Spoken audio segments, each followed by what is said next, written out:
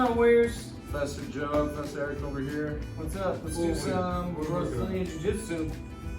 And we got our half done, completed mural in the background. Yep. It's coming along. I think it's looking nice, so forgive the construction, but like training, man, we're just a work in progress. Also like my weight, I've been told. So I'm working on dropping the COVID pounds.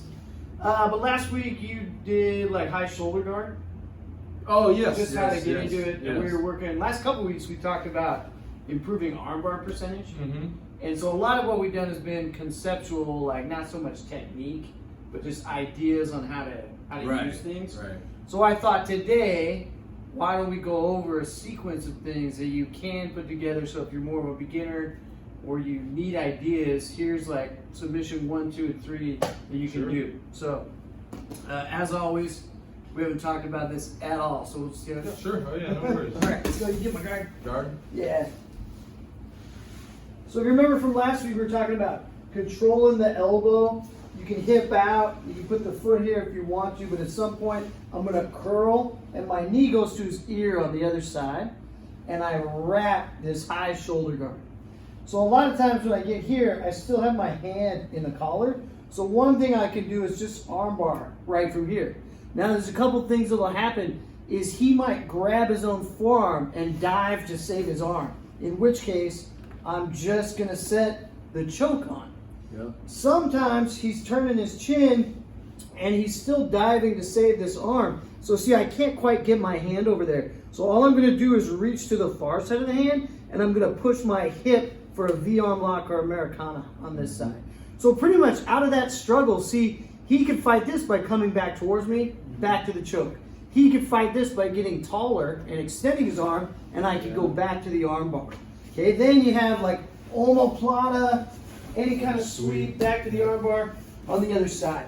So just like when you're in, I think of it like crossbody, you have Americana up, straight, and Kimura or branch down. Yeah. Once you have the arm straight, if they bend it, you could choke them, you could take the back, you could create a V-arm lock right there.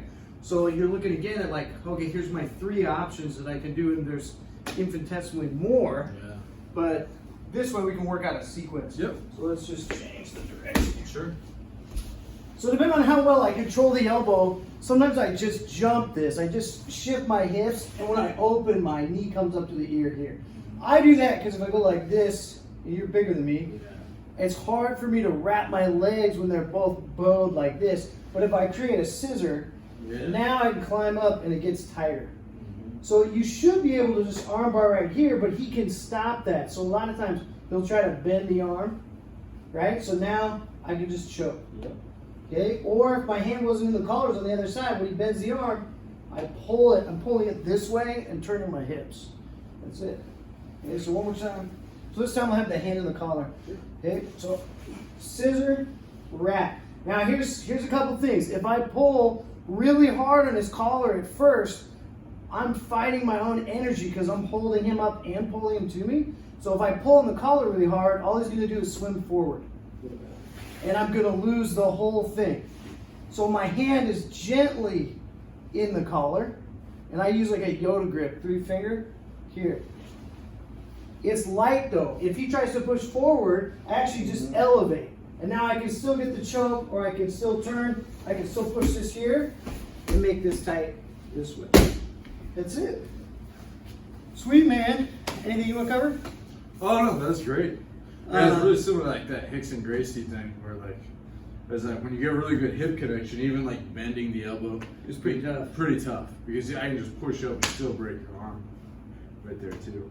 And that's a pretty cool one because it like we won't really cover, but it kind of makes you learn how to use your hips, almost like rubbing your head and your tummy at the same time. I'll try to be really gentle about this.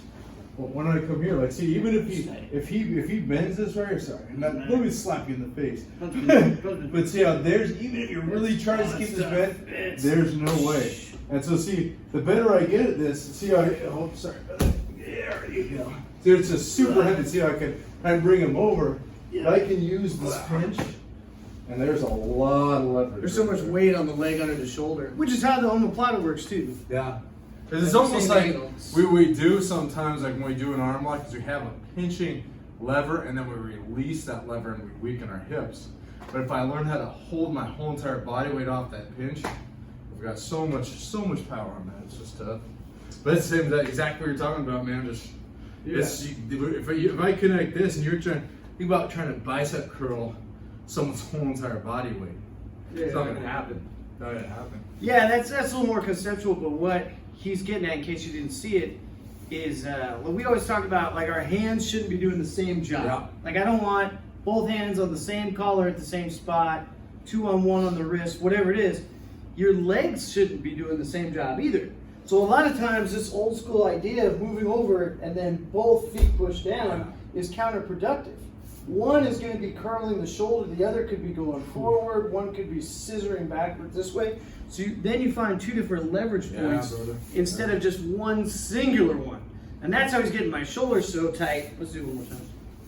That sucks. See, if I was trying to angle here. This leg is going a different direction than his left leg.